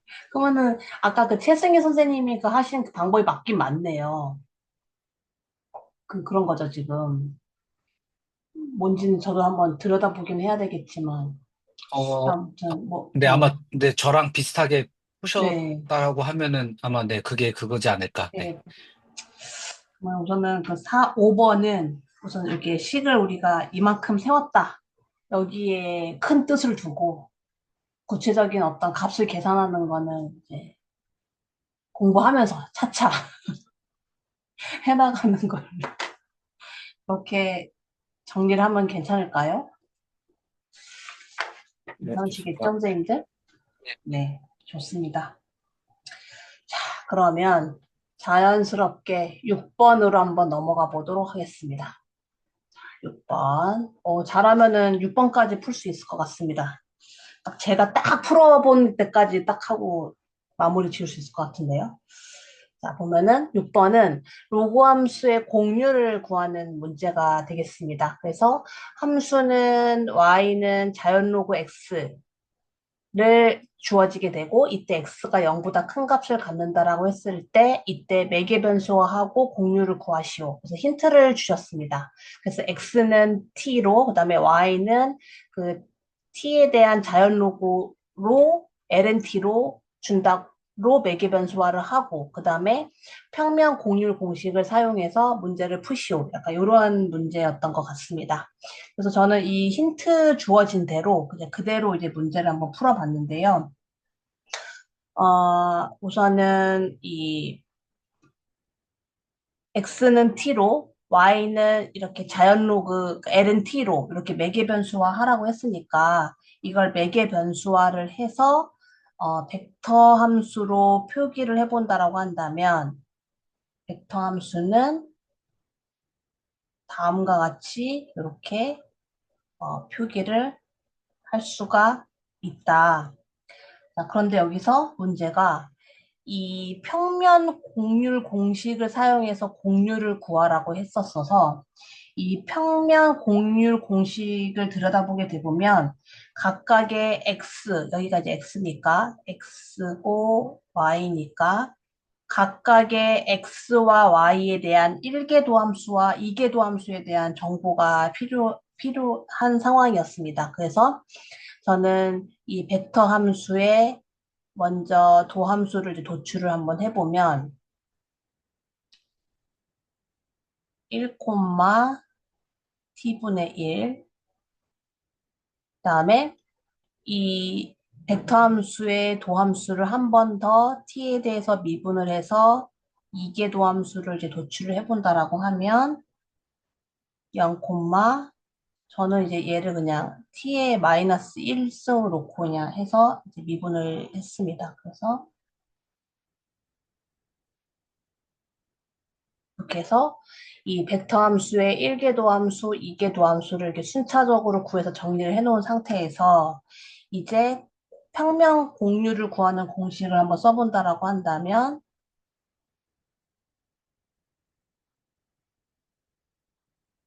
분자 자리에는 x의 1개 도함수에다가 y의 2개 도함수를 곱하고 거기서 y의 1개 도함수에 x의 2개 도함수를 곱한 것을 뺀 것에 절대값을 취한 것을 뭘로 나누게 되냐면 x의 1개 도함수를 제곱한 거에다가 y의 1개 도함수를 제곱한 거를 더해서 그것의 2분의 3승을 한 걸로 빼게 되면 이게 바로 평면 공률을 구하는 식이 된다. 이렇게 정리를 해볼 수가 있겠습니다. 그래서 앞서 우리가 도출했던 그 벡터 함수의 1개 도함수와 2개 도함수에서 도출했었던 이 값들을 순차적으로 대입을 해서 구할 수 있는 문제였던 것 같습니다. 6번 문제 같은 경우에는. 그래서 순차적으로 대입을 해본다라고 한다면 이렇게 t제곱분의 1에 마이너스 2분의 1 0 분의 아니고 가로 1의 제곱 플러스 t제곱분의 1의 2분의 3승 그래서 싹 계산을 해본다라고 한다면 마이너스 t제곱분의 1분의 1의 제곱 플러스 t제곱분의 1 이렇게 하면 이게 바로 이 로그 함수의 그 공률이 된다. 이렇게 이제 문제를 이제 풀었습니다.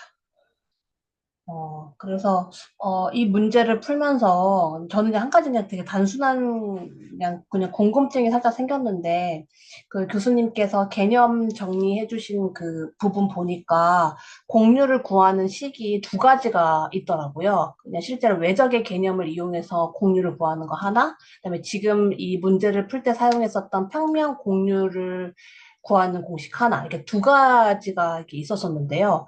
근데 이게 과연 어떨 때 어떤 식을 이용해서 공률을 구하는 거지? 약간 이런 단순한 약간 좀 궁금증이 조금 생겼습니다. 왜냐하면 교수님이 로그함수 공률을 구할 때의 힌트로 얘는 평면 공률을 구하는 공식으로 이용하세요 라고 힌트를 주신 거 보면은 뭔가 어쨌든 이유가 있는 것 같은데 도대체 어떠한 상황에서 외적의 개념으로 사용해서 설명되어지는 그 공률을 쓰는 거고 또 어떨 때는 이렇게 평면 공률 공식을 이용해서 공률을 구하는 건지 약간 그냥 그런 궁금증이 조금 저는 생겼었던 것 같습니다. 문제를 풀면서.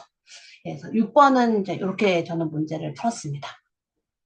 혹시 뭐 제가 문제를 잘못 풀었거나 아니면은 추가적으로 코멘트 해주실 내용 있으면 편안하게 해주시면 감사하겠습니다.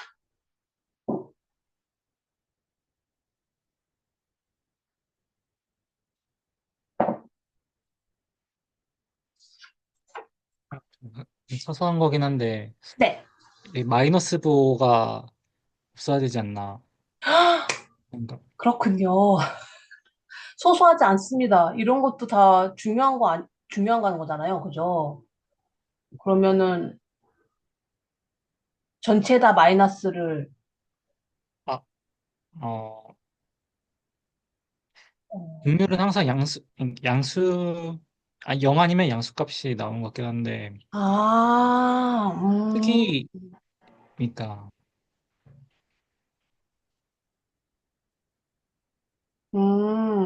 공률은 0이거나 0보다 큰 값이 나와야 되니까.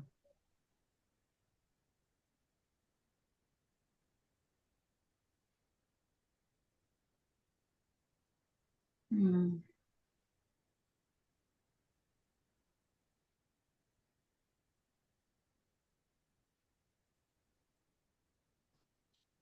그러면,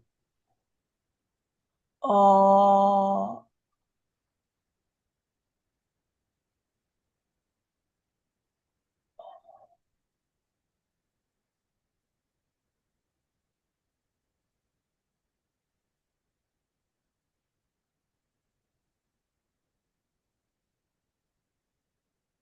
지금 순간, 이 마이너스 저도, 부호가 빠져야 되는 거죠? 네, 네. 맞습니다. 아, 네. 저도 그렇게 이해했습니다. 음,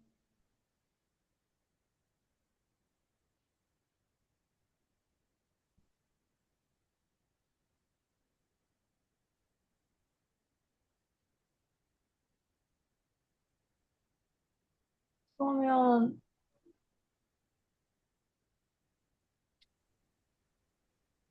선생님, 혹시 지금 뭐가 문제이신 거죠? 지금 분자에 제가 마이너스를 떡하니 집 붙여놨는데, 네네네. 이거 마이너스 뭐 없어야 된다고 지금 그 얘기 말씀해 주셔서. 아, 네네네. 네네. 여기 선생님, 절대값이 있어서 위에 절대값 붙이셨잖아요. 아, 이런 큰 실수를. 맞네요. 저 바보 아닌가 싶습니다. 절대값을 떡하니 붙여놓고 지금. 네, 맞습니다. 예, 이렇게 하면 되는 거죠? 네네. 네, 감사합니다.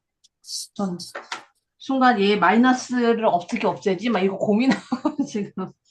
아, 그러면 이게 문제가 해결이 된 것 같습니다.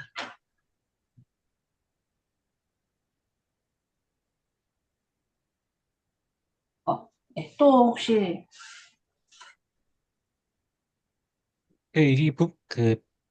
그 공식이 이제 두 가지가 있다기보다는 네, 네, 공률 구할 때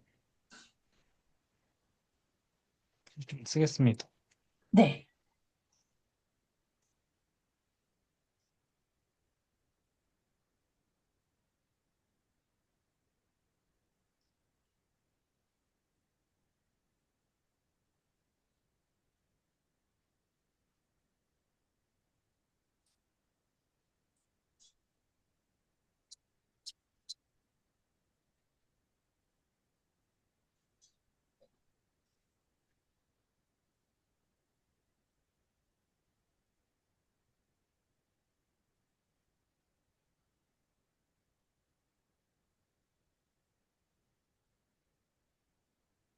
좀 아래다 써주시면 안 되세요? 너무 아, 네. 위에다 붙여갖고 분자가 안 보입니다.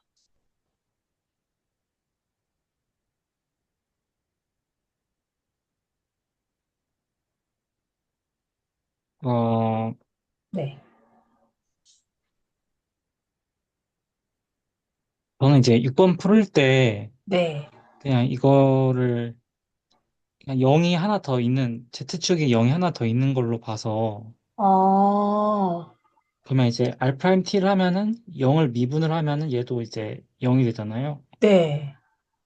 이 밑에 것도 마찬가지로 0이 들어가고, 네. 그리고 그 이제 이게 공식이 음,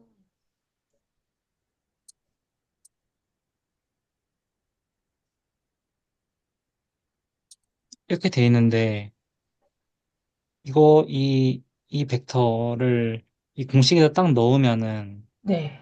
동일한 게 얻어지거든요. 이 아, 그리고, x, y 0을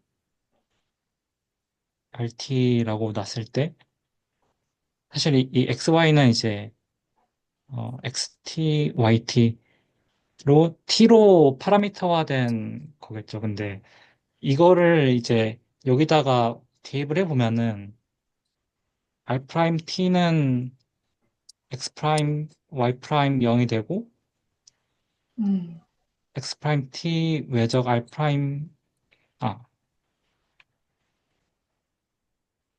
음, 2번 미분한 게 있고, 이거 외적한 거의,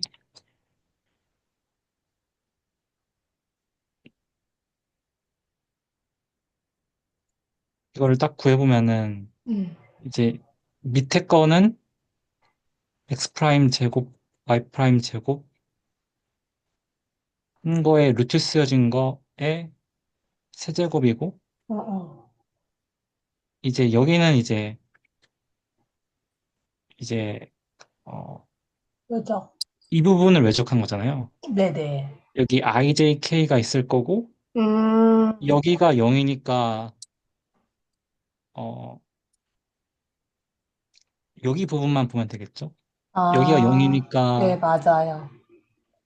그래서 x 프라임 y 프라임 마이너스 y 프라임 x 프라임 프라임 이렇게 해서 얘의 이 벡터의 크기를 해주면은, 크기, 그죠? 하고 이게 아, 하면은 그냥 이게 절대값으로 돼서,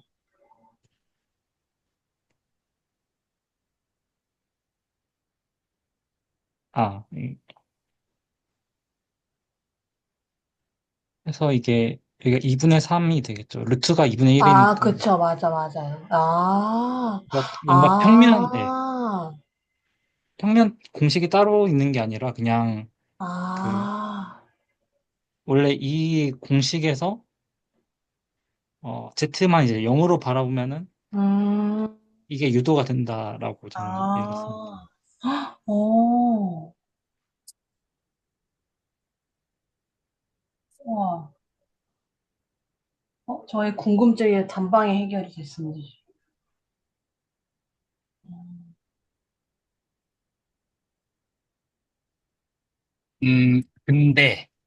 근데, 계산은, 어, 방금 최승희 선생님 하신 대로 그렇게 네, 생각을 하셔도 괜찮은데, 음. 이거는 그냥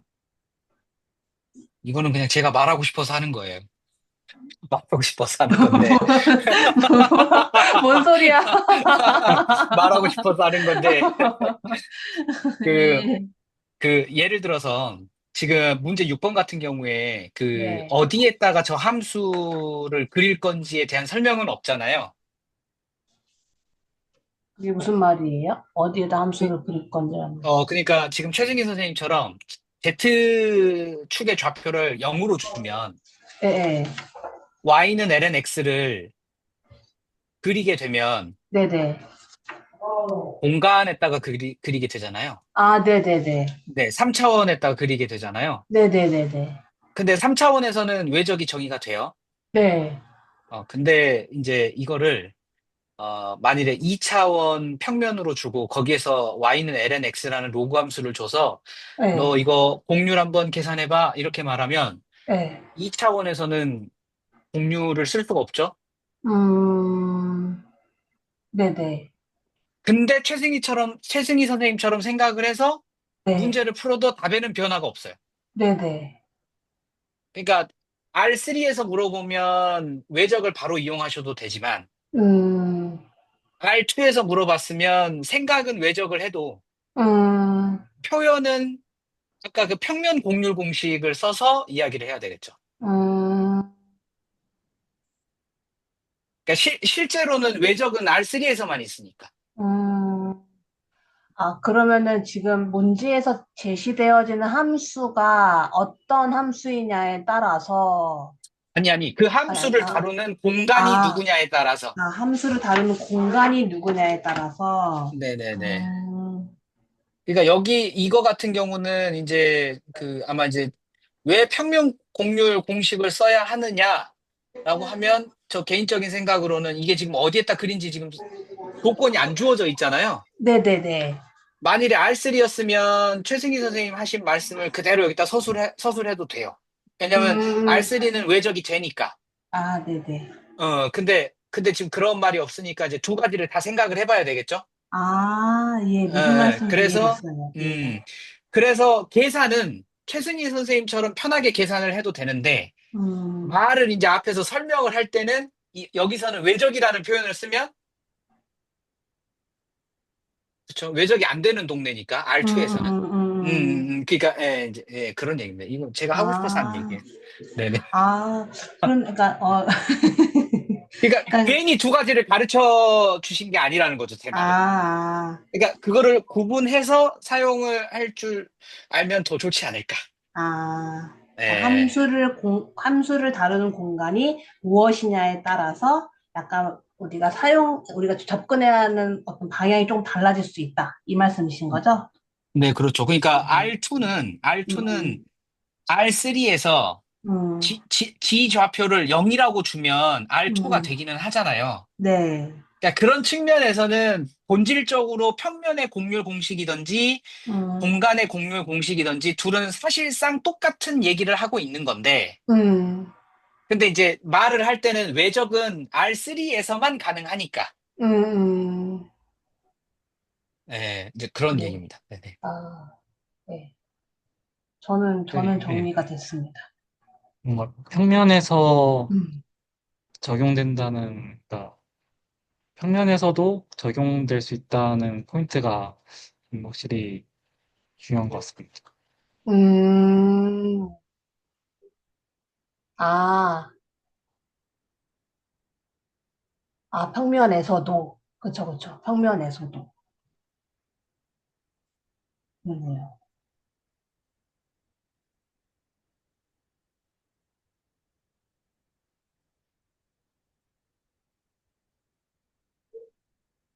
네. 저는 궁금한 게 막 오늘 다 해결되고 있는 것 같습니다. 선생님들이 너무 설명들을 다 잘해주셔가지고. 혹시 또 뭐 궁금한 거 있으시거나 아니면은 뭐 또 추가 코멘트 해주실 내용 있으실까요? 저는 그 공률 음, 관련해서 아직 그 지난번 영상을 다시 봐야 되는 시점이긴 한데, 그래서 좀 네. 바보 같은 질문이긴 한데, 어, 공률이 유도되는 게 이제 2차원에서도 그러면 그 평면에서도 외적 없이 유도가 되는 건가요? 제가 그걸 잘 몰라가지고.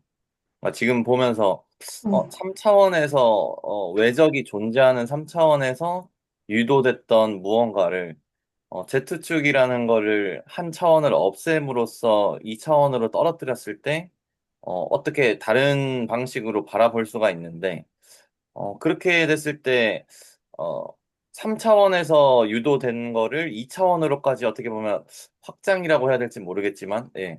그렇게 더 넓게 연장해서 생각을 하게 되면 평면 공률 공식이 나오는 건지, 아니면 애초에 2차원에서만으로도 저 평면 공률 공식이 따로 그냥 유도가 되는 건지, 이런 게 조금, 어, 음, 괜히 궁금해졌습니다. 음,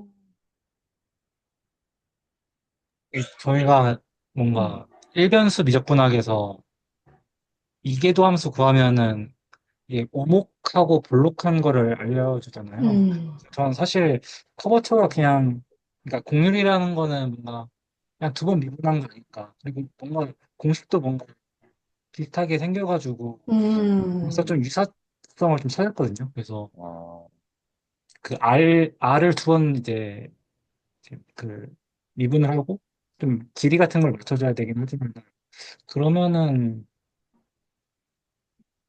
이제 이동준 선생님께서 말씀하신 공률이라는 게 3차원에서만 있는 게 아니고 그냥 1변수 미적분학에서도 공률이라는 게 사실 있었던 거 아닌가? 그러니까 맞아요, 맞아. 차원도 있는 것 같다. 그런 생각은 하긴 했습니다. 어, 음, 맞아. 그쵸. 곡률이란 게 결국에 오목성, 볼록성, 그런 거 의미하는 거겠죠? 그죠? 저도 그렇게 이해를 하고 있었어가지고.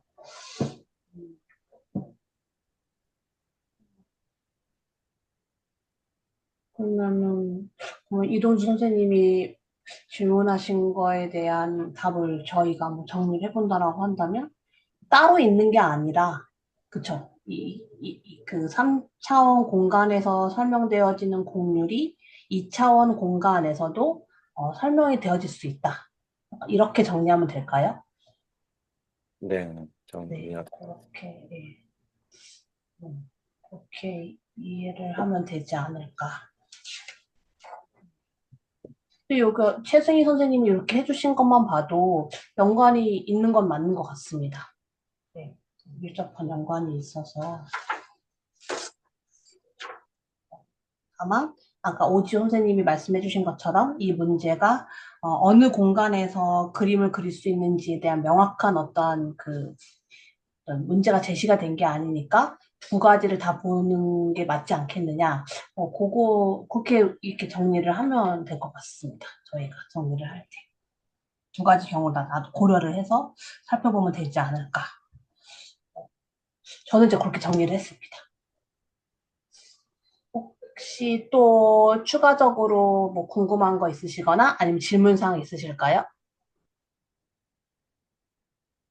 어, 없으시면 저희가 이제 6번까지 그 연습 문제 7번에 6번까지 문제를 저희가 함께 풀었습니다. 그래서 저는 이제 7, 8, 90을 저도 이제 추가적으로 문제를 이제 풀어볼 건데요. 혹시 괜찮으시다면 그 7번 문제를 한 10분 정도 남긴 했지만 7번 문제서부터는 제가 좀 공부를 하고 문제를 풀어본 다음에 선생님들과 좀 같이 이야기를 했으면 좋겠거든요. 혹시 괜찮으실까요? 네, 좋습니다. 예, 네, 그 허락을 좋습니다. 해주신다면 오늘은 여기까지만 풀고 제가 7번부터 10번까지 다 푼 다음에 제가 직접 풀어보면서 선생님과 같이 이야기를 하면서 이 연습 문제 7을 마무리하면 어떨까 이렇게 개인적으로 생각을 해봤습니다. 괜찮으시죠? 네, 예, 좋습니다. 어차피 구속으로 네 맘대로 할 거잖아요.